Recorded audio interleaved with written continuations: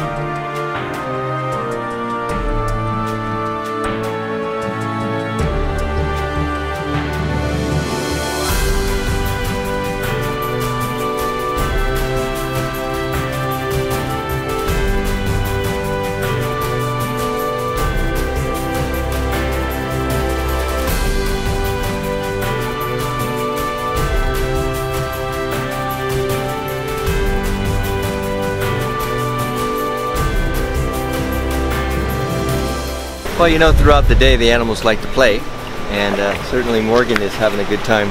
Probably watch her slide up and out of the water a couple of times, and we've noticed that they do it a lot on their free time, and it must be an interesting feeling for them, because when they're in the water they don't have any body weight. Here she comes. Watch this. When she's in the water, she can't really feel the gravity, because it's neutrally buoyant when she's in the water. So when the animals come out, that's when they actually can feel their body weight a little bit. And that must be a fun sensation. Obviously, the animals in the wild do the same type of thing. A Robson bite in the Pacific Northwest. It's very famous for the killer whales to slide up on their sides and rub themselves on the small stones. And there's other hunting techniques where they beach themselves. But here at Orca Ocean, they just come up here for fun.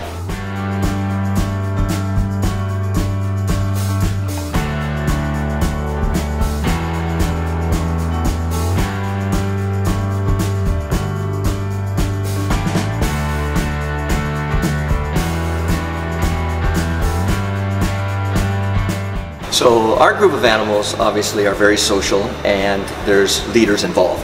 And Kohana is our most dominant female, and she is quote the leader of the pod.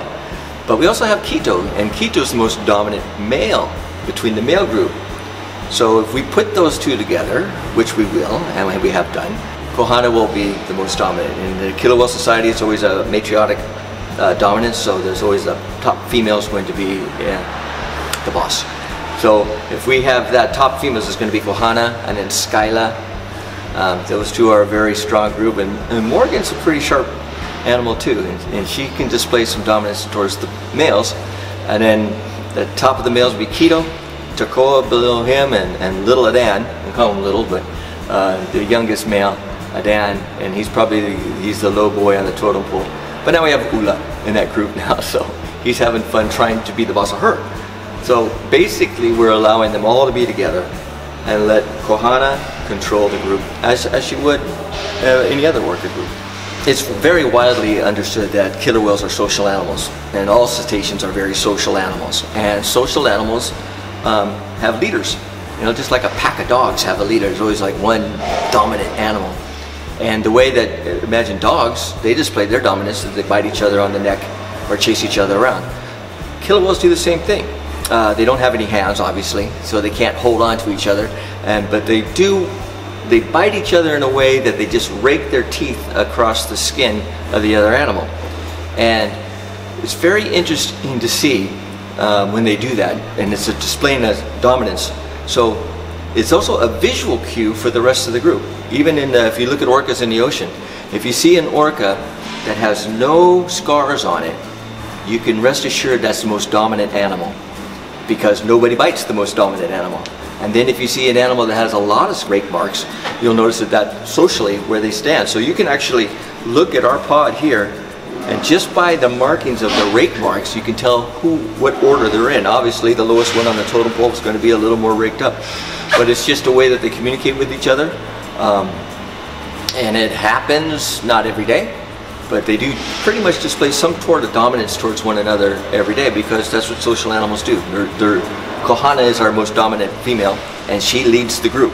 And sometimes she leads the group with a nod or a push, and sometimes with a rake.